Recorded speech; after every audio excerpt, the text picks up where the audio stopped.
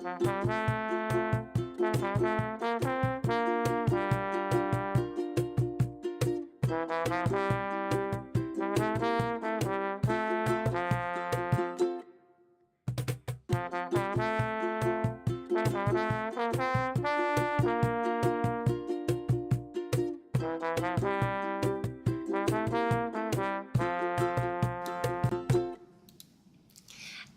we are live. Good afternoon, everyone. Welcome to A Bookish Moment. I'm Sarah Burr.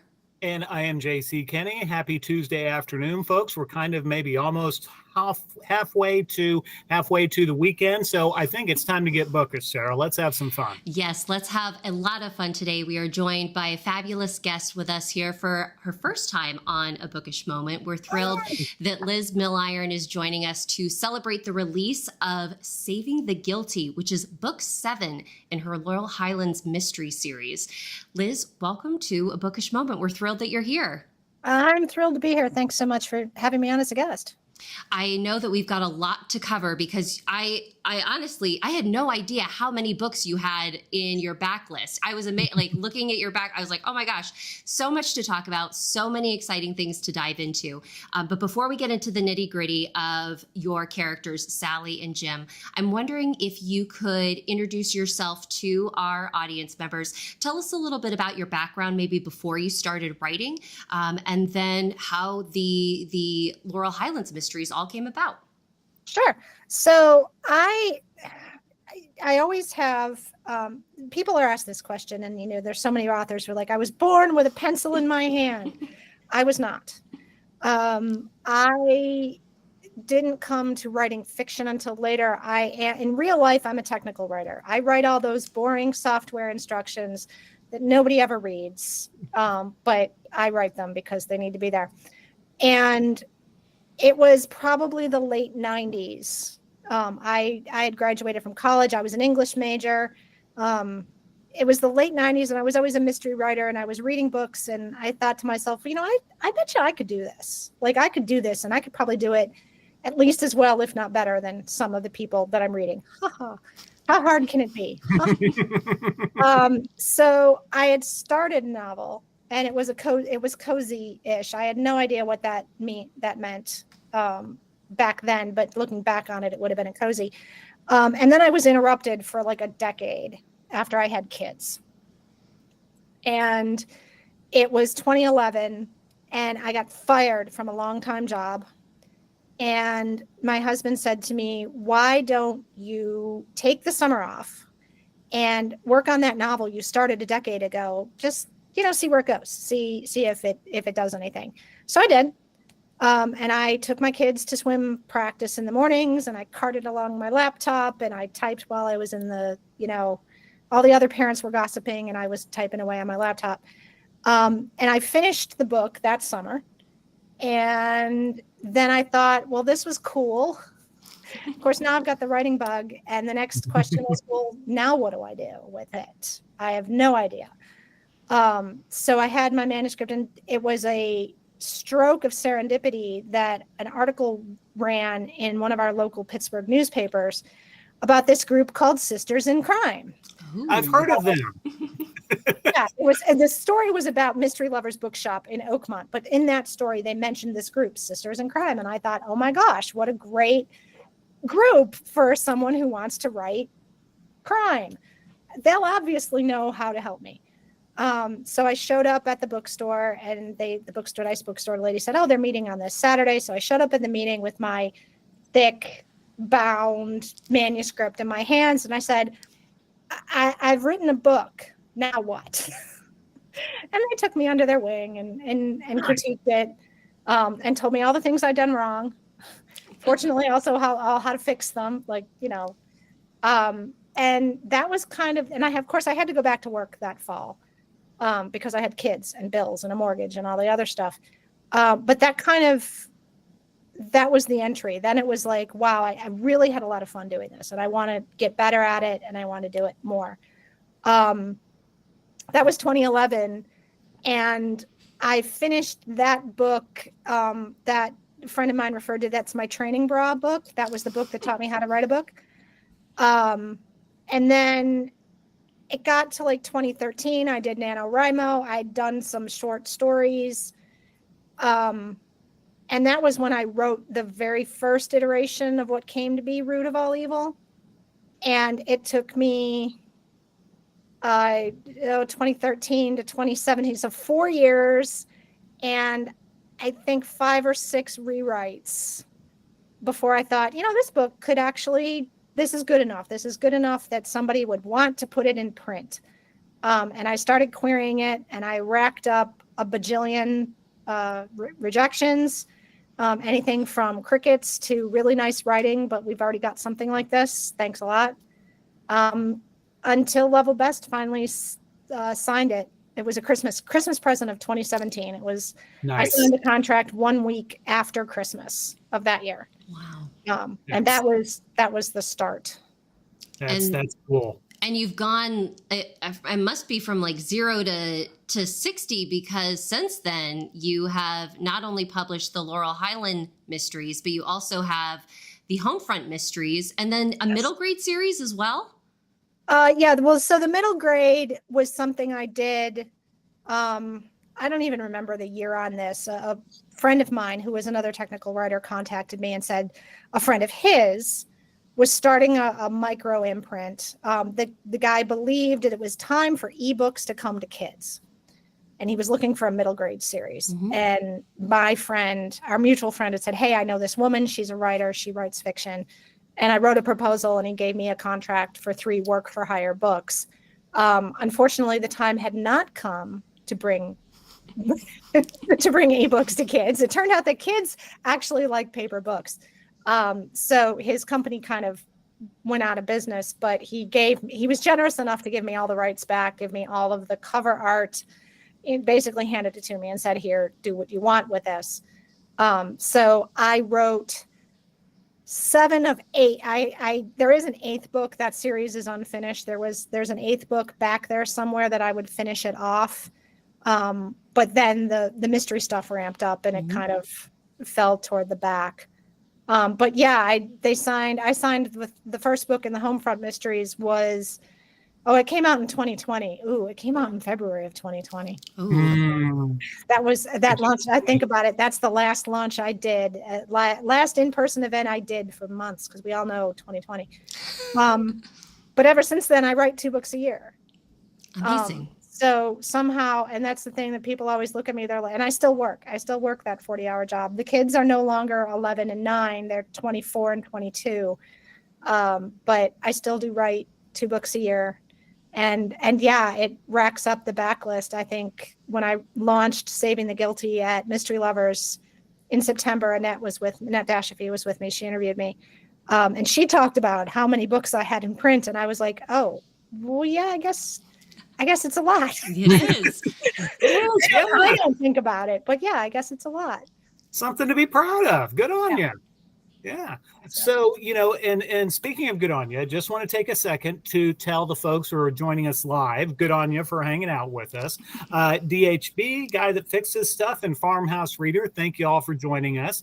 If you have any questions or comments for Liz, feel free to drop them in the chat and we'll relay them to her. So Liz, you mentioned, this series. It features 2 main characters. We've got Sally Castle. I've got to ask, is she any relation to Rick Castle? No. Okay. All right. Just, I warned you, I'm good at being goofy, so I just had to ask that question. So, but we have Sally Castle and then Jim Duncan. Tell us a little bit about who these folks are. So when I first came up with this idea, it was actually at a retreat. It was the very first retreat I went to for Sisters in Crime, and the retreat was held in the little town of Confluence, PA, which anybody who's read the series knows that's where Jim Duncan lives. And I had this idea of what would happen if a state trooper at the end of his overnight shift showed up at a scene and there's a dead woman there. And then Jim Duncan was born. He was my patrol trooper, state police, been with the state police for well over a decade. Just likes his job. He's a state trooper, just likes serving the people of southwestern Pennsylvania. He grew up here. He loved the area.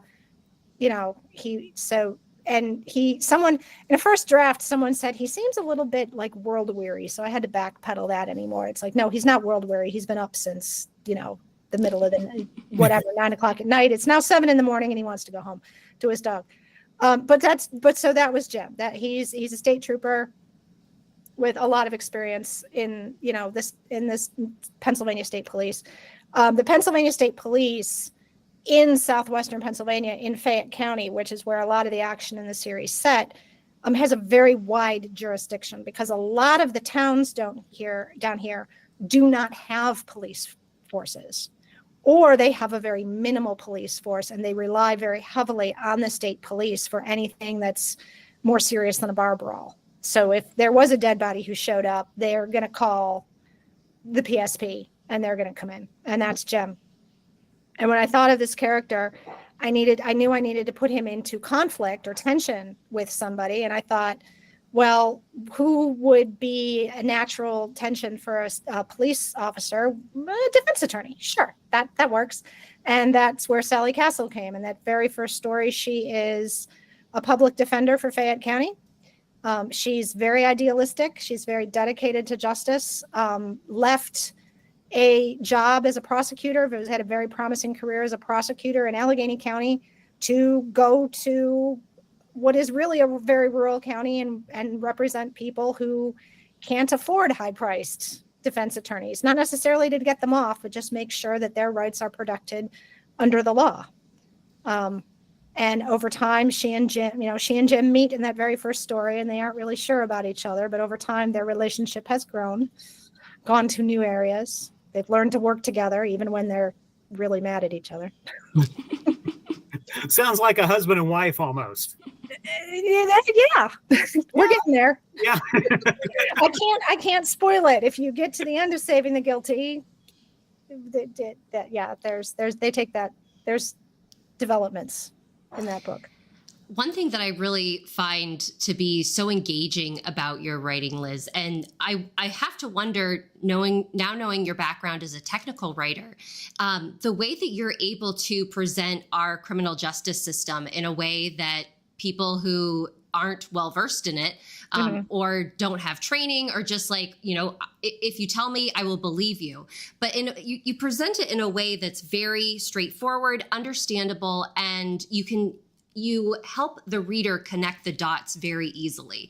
And so in Saving the Guilty, the kind of Sally's big hurdle that she is presented with is that she has a client who possibly wasn't read his Miranda rights or didn't know that he was free to leave an interrogation that he was in.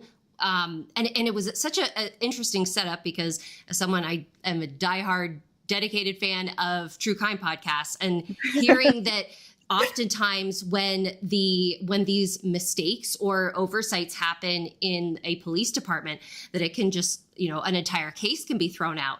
But that wasn't the case in this particular, when Sally is presented this information. So I'm wondering if you can kind of set the scene for us about kind of the mystery at hand for Saving the Guilty, and maybe any kind of what inspired you to take this particular journey.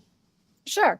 And it's interesting you said I'd never actually thought about the whole technical writer, effect, because that's an interesting observation. I never thought about it, because of course, as a technical writer, that's exactly what I got to do, is take a very complex thing and make it very understandable. That was like, I get it. I was like, I get this. This makes sense.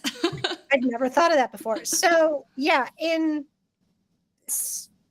not a cop, nor am I a lawyer. So I'll just put that out there right now. I had a lot of help on this book. I almost always have a lot of help on these books. I have police officers and lawyers on speed dial that I can, throw out. And I got to give a shout out to Leslie Budovitz because she gave me a lot of help on this book. When I emailed her and said, hey, can this even possibly happen? And she's like, yes, absolutely. But here's how it's going to go down.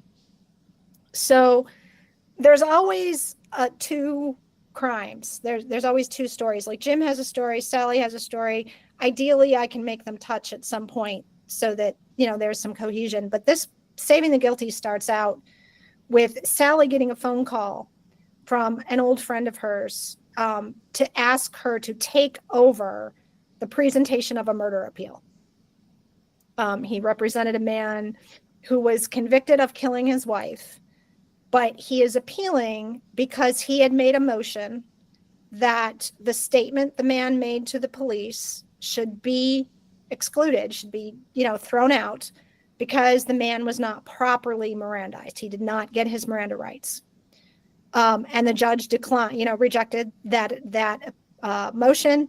And her friend is arguing, no, that was what they call an error of law, that the judge made a mistake.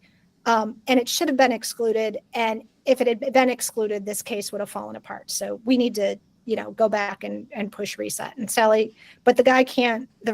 friend can't present because he's just had a heart attack. He's in the hospital.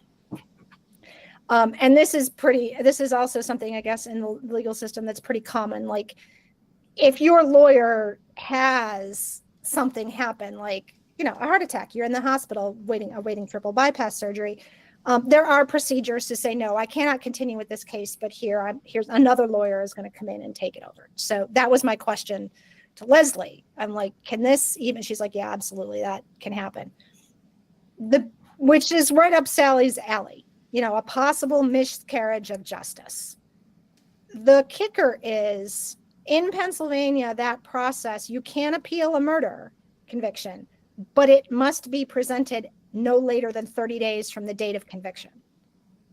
So Sally gets this request. There's only 5 days to go. Oof. And this was also a question to Leslie. I'm like, and she's like, okay, well, the first thing she's going to do is put on a huge pot of coffee and dive into this. And Sally, being the person that she is, can't just, because her friend is like, look, it's written, just stand up in court and read it. And of course, Sally can't do that. And she starts reading, and she realizes that it might be possible that this man is truly innocent. It could also be possible that he actually is guilty. Like, it could go either way. She's not really sure. She knows that his rights were violated, but is she possibly representing a man who committed a pretty brutal murder? And that's her investigation in this story, which is, we got to go back to the beginning. I've got to find out, is this just a simple miscarriage of justice, or is this guy really guilty?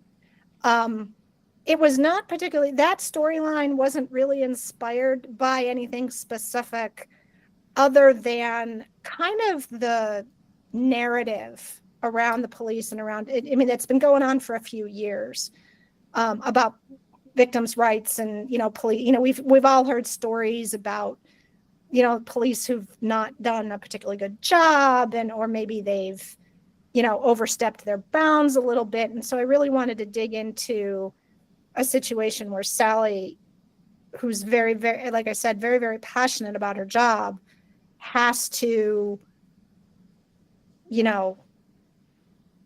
dig into that and say, okay, this violation of rights happened, but it's possible this guy really should be in jail. You don't know. Then Jim's storyline seems to be pretty disconnected, but he shows up at a murder scene with a man who's been living in deep cover. Everything about this man is fake. His driver's license, his car registration, his phone, everything is in a fake name. And who is this guy? And why did somebody shoot him in the back of the head? Like almost execution style. And then I can't say much more without spoilers, but they start there and then it does this. And that's something I want to tip my hat to you, because your ability to tell two stories at once, really, and then have them meld together is just amazing. And this is about you, not about me, but all I know is when I'm writing my books, I have my one murder and I have enough trouble keeping track of that. So having two going at the same time, how do you do that? Well, sometimes it's challenging. Actually, the book I'm writing right now it was challenging because Sally didn't have an investigation. And I really had to think about how I was going to make the stories touch. And a lot of it comes into what I believe about subplots. And we're all writers, so we all know that there's the plot and then there's the subplot. But in my mind, the subplot needs to have something to do with that main plot. It can't just be this independent thing hanging out by itself, all by it, not touching anything. It has to be integrated somehow. So with two protagonists, and I know a lot of people that are writers are now groaning because you can only have one protagonist, but I don't actually believe that either.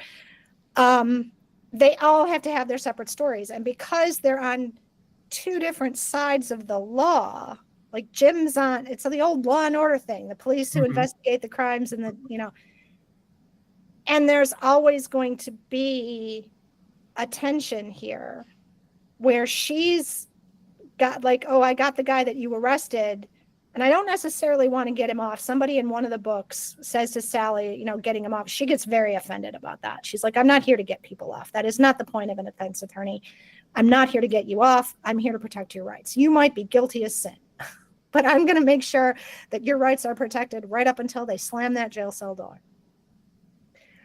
Where Jim, his mission is to get these guys off the streets. Like, once I've made a caller, why are you getting in the way? Why, so there's that tension. And it's really just about coming up with an idea for each of them and making sure that there's a tension where they can touch.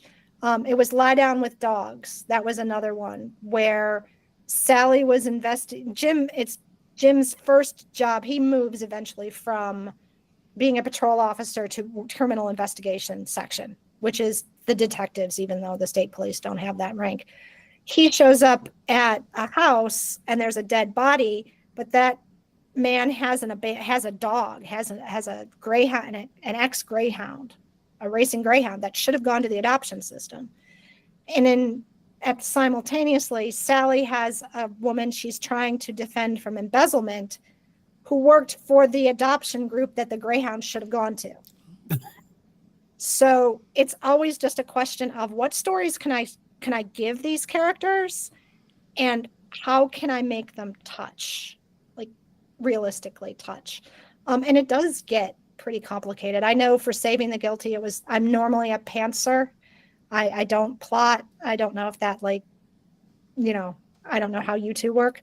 But for this book, for Saving the Guilty, I had to have extensive beats. Like, this is what's happening with Sally and this is what's happening with Jim, and really map it out, because I did have a lot. I always tell people it does a lot of this. Mm-hmm. I didn't want it to do this. That would have been bad. And it all had to happen in 5 days. Hearing your process is really, really fascinating, Liz, especially from, again, kind of hearkening to my consumption of true crime, where you just said that Sally's goal is to make sure a defendant's rights are protected, not to get them off. And yes. That makes me feel a little bit better about about defense attorneys in general, because sometimes you listen to stories and you're like, what is this person what's going on here? So I just have to hand it to you that you have such a great in Sally, just like a champion of justice, and yeah. She's such she's a good, decent character, which I love to see. I'm sure defense attorneys exist who, yes, they're going to try to get their clients off, especially if they're hired by the Kardashians or some really rich guy who just doesn't want to go to jail. They probably O.J. Simpson. I'm sorry, did I say that out loud? Yes. Let's not go there. We have, but one of my sources was a public defender. Okay. He used to be, and the vast majority of defense attorneys, their job is not to get you off. And it's something I think that the general public does not understand. Mm-hmm. You don't hire a defense attorney to get you off. That defense attorney is there to make sure that every right in the that you have under the Constitution is defended in that courtroom. To keep the prosecutor honest. Their job is to make that prosecutor work for every single inch. And when the prosecutor fails that job, it's not the fault of the defense attorney. It's usually the fault. The fault is usually that the prosecutor didn't do a good enough job. They didn't cross their I's and dot their T's. Actually, dot their I's and cross their T's. I'm sorry. And the defense attorney simply called them on it. Mm-hmm. And that's how it works. Kind of makes you frustrated, but if I was ever accused of a crime, I sure would. Yes. I want to make sure somebody was doing that for me. For sure. And we actually do have a question from one of our audience members, Liz, and also just a quick time check. We only have 5 minutes left together. These moments always fly by. But we have first Regina popping in and saying hello. Regina, thanks for being here. DHB would like to know, do you know how the murder is done before you start, or do you think of a good trial twist, then fill in the blank? So I guess maybe, how do you come to that moment in your writing where you're able to link Jim and Sally's stories together each time? It sounds like maybe just kind of self-discovery. It is a lot of discovery. I usually start, I know who died. I know how they died.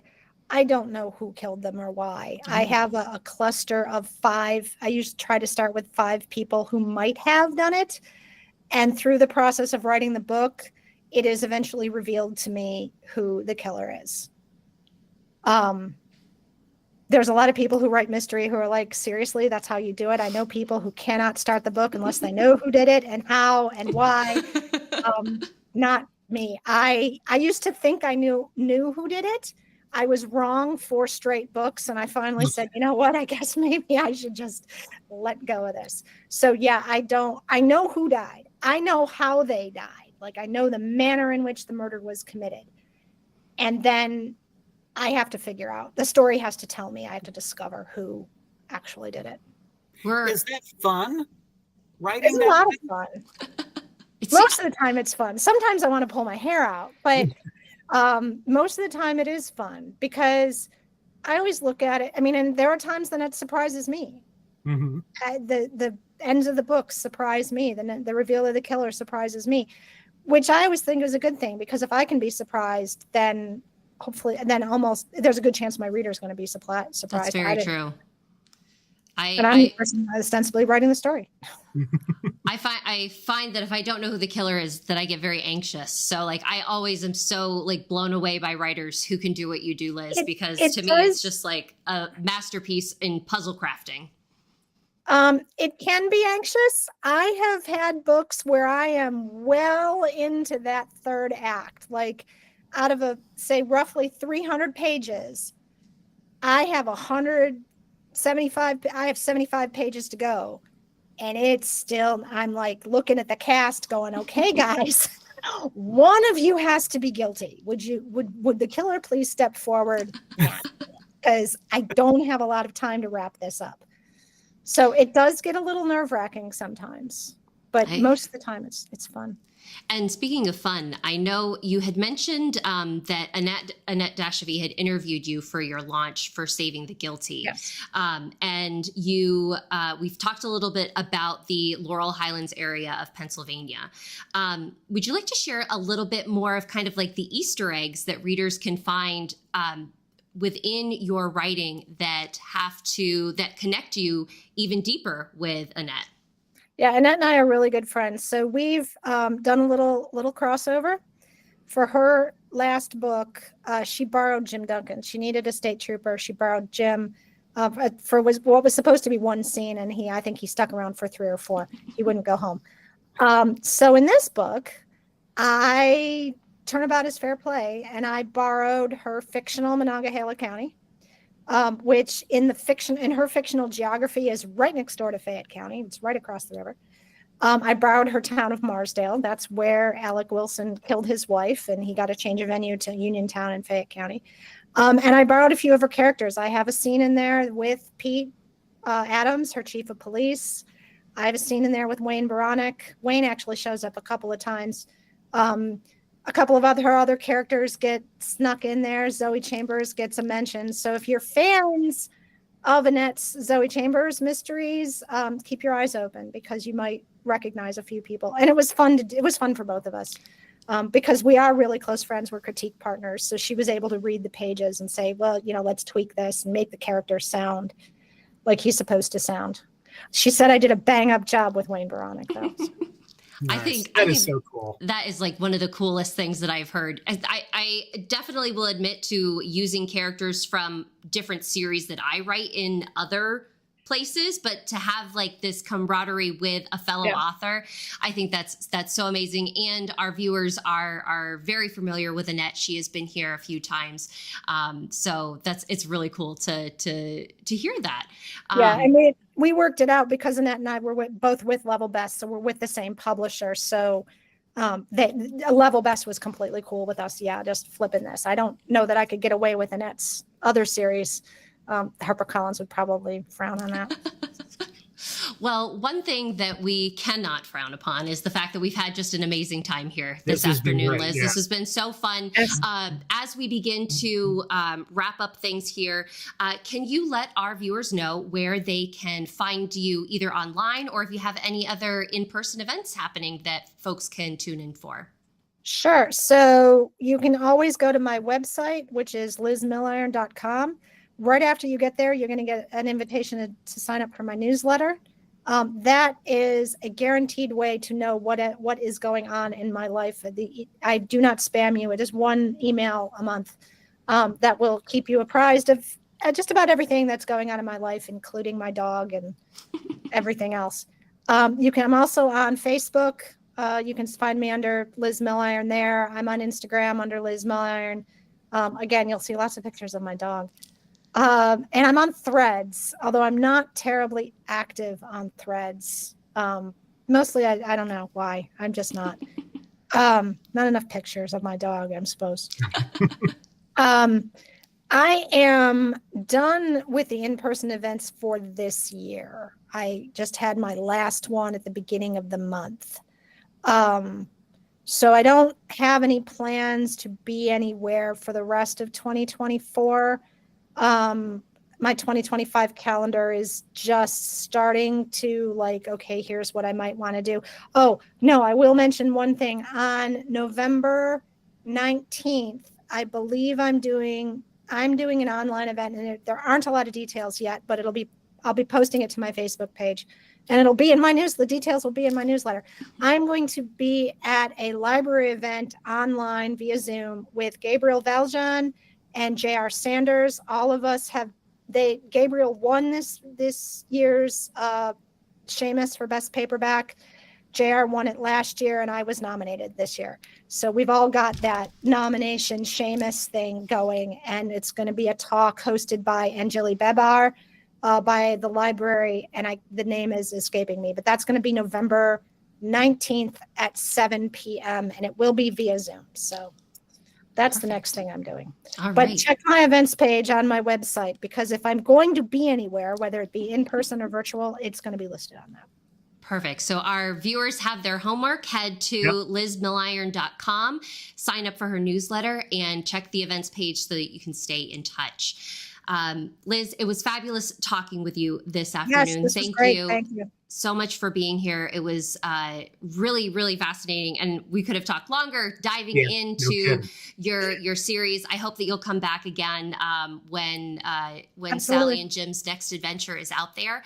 To our viewers who joined us live, thank you as always for being here with us, you guys. We are coming to you live with another episode tomorrow afternoon, Wednesday, 4:30 p.m. Eastern Standard Time here on YouTube. We're joined by cozy mystery author Catherine H. Brown, and we're going to be talking about cozies and Halloween, so it'll be a perfect seasonal discussion.